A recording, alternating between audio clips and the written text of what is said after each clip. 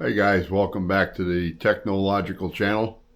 We're out here working on this CNC machine again as usual, and today we are aligning the ball screws.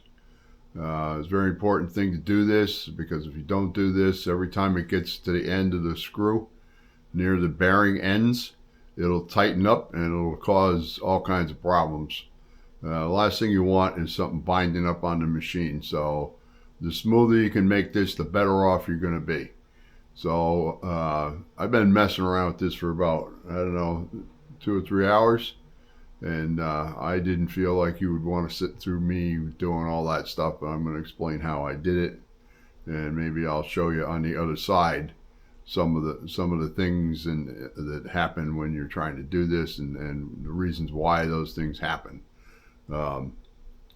One of the things that could happen is the ball screw is either too high, too low, or too far in or too far out. Let me just show you what you need to end up as a final product.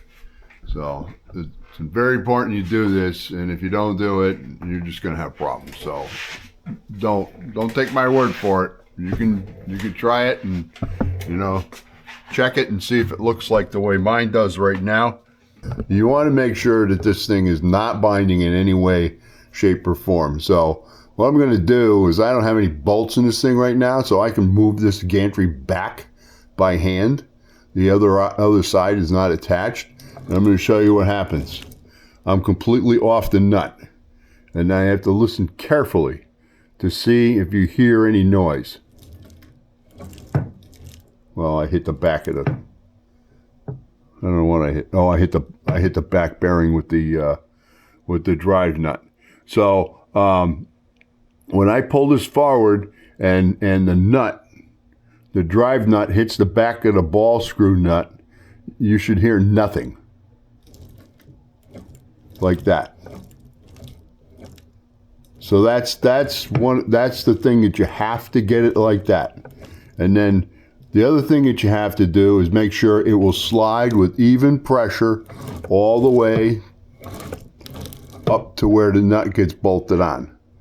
So if you get that, I'm not going to recommend you do this on either the Y negative or the Y plus, but you got to do this on one end or the other first. And once you do that, and you make sure that everything is bolted down firmly, and you're not going to make any more adjustments. So one of the problems that I had was this drive plate was not perfectly square to this rail. So because of that, I had to put, I don't know if you could see it in there or not. If you look right down there next to the drive nut, you can see a shim down there. Now you can see the shim now. I'm pulling it away with the other shim, so you can see that shim has been put. I get a new poker because I can't find the other one. That shim is right behind the edge of this bearing nut driver, or ball nut driver. So it's in between the drive plate and the ball nut driver. So what that's doing is it's straightening the ball nut driver to the shaft, because this piece here, this is the drive plate. Well, that's bolted to the back of the drive plate. So if the drive plate is off by a little bit on even a slightest angle, it's going to cause that ball nut, when it goes into that ball nut driver, to bind inside the hole. Because the hole, in my opinion, on these store-bought things are very, very tight, and you got to have that thing exactly perfect, otherwise it won't go in there. It might start at the beginning and then bind, which is what mine was doing. So I added that little shim so that I could make it I could get it so it was straight to or in alignment with the gantry, because it wasn't. It was bind, and it was causing it to bind. You could start the ball screw onto the ball screw nut onto the driver, the ball nut driver, this thing here. You could get it part way in there, and it would stop. And the reason why it was stopped is because it was on an angle. I hope you can understand that. I don't know if I explained that well enough or not. But anyway, you can see the other thing is these things, you have to think about where you're going to put that grease fitting. See that grease fitting right there? You have to think about where that is. If it's down there and this thing is hidden behind, you got to remember that that thing has got to be greased. Not a lot, but you know, on a regular basis, you should grease your ball nut screws, because if you don't, you'll wear the damn things out, and you know, you're not going to like that because they're not cheap. So now that you know that this thing will slide on and off of there, you can hear a little tick noise when I first hit the back of that ball nut. Hear it? It gives you a little teeny tiny bit of noise. But if I move this back here, and then I move the ball nut back there, when this is back here in the back, I mean, I hear a little bit of drag. You hear that? But it goes all the way over and stops at the flange on the ball nut screw, or ball screw nut. So that is what you want. You don't want anything other than that. You want that thing. If you can get rid of that little bit of drag with some real fine adjustments, you know, that's fine too. But this is more than sufficient, and it's not going to cause a problem.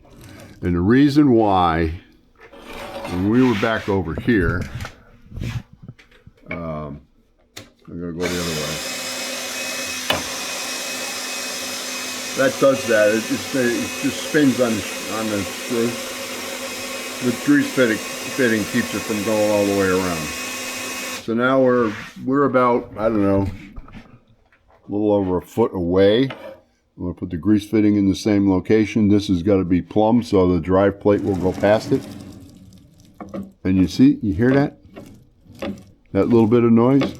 You know what? You know what that causes? The cause of that is? It's because the shafts, the grease shaft, the ball screws are not straight when they're this long.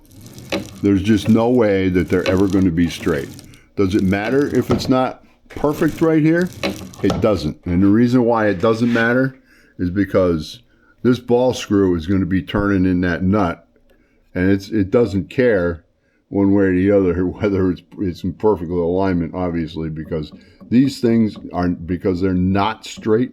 There is no way that you can get it to work like that down that end near that bearing right there, and at the other end next to this bearing. You cannot do it because this thing is not straight. And I don't know if you can see it when I turn it, but sometimes you can. It's not very much, but as you can see, if you watch the ball nut itself, see it wobbling back and forth like that? It wobbles a little bit. It's because the ball screw is not straight. So I'm going to run it all the way to this far end here. I want to get this close to this bearing, but not too close. Because if I get it too close, you're going to hear another noise. It's going to be coming from the other side. It was fooling me before because I didn't know it was hitting the other side. You know, as you notice, I mean, I hear the slightest tick. Hear it? Very slight, but it goes all the way on. It doesn't bind. It doesn't drag. That's about as good as I can get it, maybe. I don't know. I could probably make it better. Probably. But, you know. Can I? I don't know.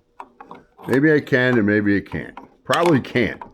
It's going to be easier to not try and get it better. But just so you can see,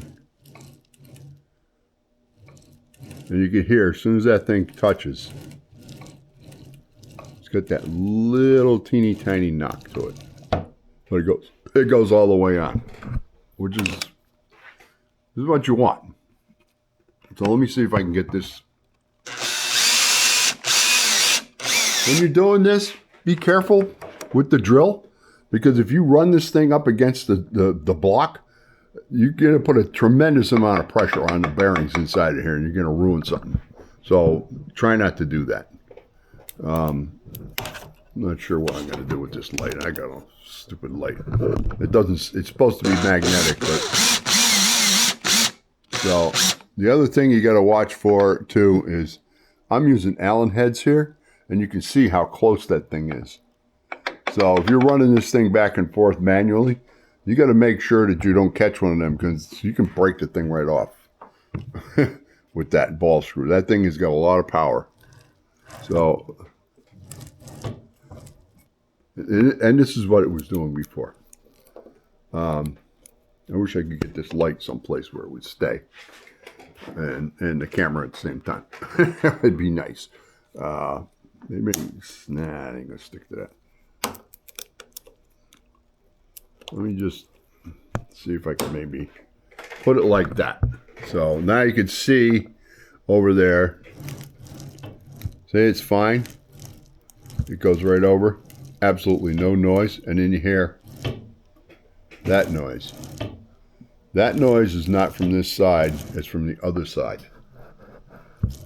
How do I know this? Because and it gets very tight, and it's like now you're thinking that, oh my God, there's something wrong here. But watch what happens when I move this ball nut away from that bearing, like right about to there. See that? No more noise, no more binding. All the binding is on the other side. If you guys like these videos, I looked on YouTube a few times and looking for videos on how to do all this stuff, and I didn't find much on anything. So, you know, since I've been a mechanic all my life, I kind of know about these things anyway. So I figured I was going to share them with you guys, and I hope you're enjoying learning about how all this works and how you can do this yourself. And if you would, I'd like you to subscribe, because I'm trying to start my channel up, and if I don't get enough subscribers in the next year, I'm just going to say, oh well, I guess nobody wants to watch this crap. So, you know, like it and subscribe to it, leave a comment, and we'll keep doing it for at least a while until we see what's going on. If I don't get any responses, then I'm just not going to do it anymore.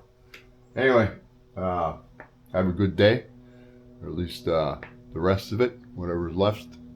And of course, you could be watching this at 3 in the morning, couldn't you? Yeah, I do that sometimes. But yeah, have a good day. Enjoy yourself.